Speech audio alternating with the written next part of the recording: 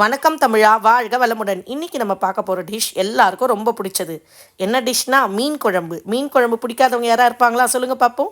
இன்றைக்கி நம்ம வீட்டு ஸ்டைலில் எப்படி மீன் குழம்பு செய்கிறதுன்னு வாங்க பார்க்கலாம். அதுக்கு தேவையான பொருட்கள்: பூண்டு, இஞ்சி, குழம்பு மிளகாத்தூள், மஞ்சத்தூள், தேவையான அளவு உப்பு, ஒரு எலுமிச்சம்பழ அளவுக்கு புளி, சின்ன வெங்காயம் பொரியாக நறுக்குனது, கருவேப்பிலை, பச்சை மிளகா, பூண்டு, இதெல்லாமே தான் தேவை. இதை யூஸ் பண்ணி எப்படி பண்ணலான்னு பார்க்கலாம். முதல்ல அந்த புளி எலுமிச்சம்பழ அளவுக்கு புளியை நல்லா கரைச்சி வச்சுக்கோங்க. அதில் தேவையான அளவு கல்லுப்பு சேர்த்துக்கோங்க. நாங்கள் குழம்புக்கு எல்லாத்துக்குமே கல்லுப்பு தான் சேர்த்துக்கிறோம், சால்ட் சேர்க்கறதில்ல. அதுக்கப்புறம் ஒரு 2.5 ஸ்பூன் அளவுக்கு குழம்பு மிளகாத்தூள் சேர்த்துக்கோங்க. இது வீட்லேயே அரைச்ச குழம்பு மிளகாத்தூள் ஃப்ரெண்ட்ஸ். அதுக்கப்புறம் ஒரு சிட்டிகை மஞ்சத்தூள் சேர்த்துக்கோங்க. சிட்டிகைன்றதோடு கொஞ்சம் அதிகமாகவே சேர்த்துக்கலாம்.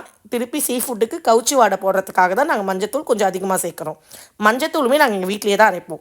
இப்போ ஒரு பெரிய பாத்திரத்தில் எண்ணெய் ஊற்றி நல்லா ஸ்டவ் ஆன் பண்ணிக்கோங்க. இந்த எண்ணெய் நல்லா காஞ்ச அப்புறமா வீட்டிலே செஞ்ச வடகம் இருக்குது, அதை யூஸ் பண்ணியிருக்கோம். நாங்கள் வடகம் போட்டு செஞ்சால் தான் மீன் குழம்பு நல்லாயிருக்கும்.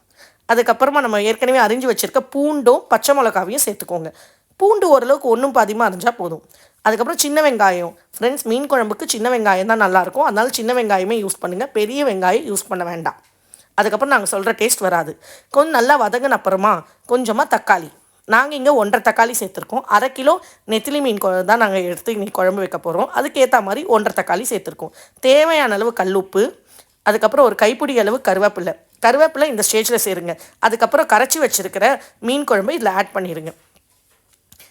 கூடவே ஒன்றும் பாதியமாக தட்டி வச்சுருக்கிற பூண்டும் இஞ்சியும் ஆட் பண்ணிட்டீங்கன்னா, அதுக்கப்புறம் கடைசியாக ஒரு ஸ்பூன் நல்லா மிளகுத்தூள் ஆட் பண்ணிட்டிங்கன்னா நம்மளோட மீன் குழம்பு நல்லா சுண்டுறதுக்கு ரெடி. கொஞ்சமாக கொத்தமல்லி இலையும் தூவிக்கோங்க. இப்போ மீன் குழம்பு நல்லா இதானோடனே சுண்ண அப்புறமா கொஞ்சமாக நம்ம ஏற்கனவே எடுத்து வச்சுருக்கிற 1/2 கிலோ நெத்திலி மீனை ஆட் பண்ணிக்கோங்க. ஆட் பண்ணிவிட்டு இந்த மாதிரி நல்லா கலந்து விடணும். இப்படி கலந்து விட்டிங்கன்னா மட்டும்தான் மீனில் உப்பு காரம் ஏறும்.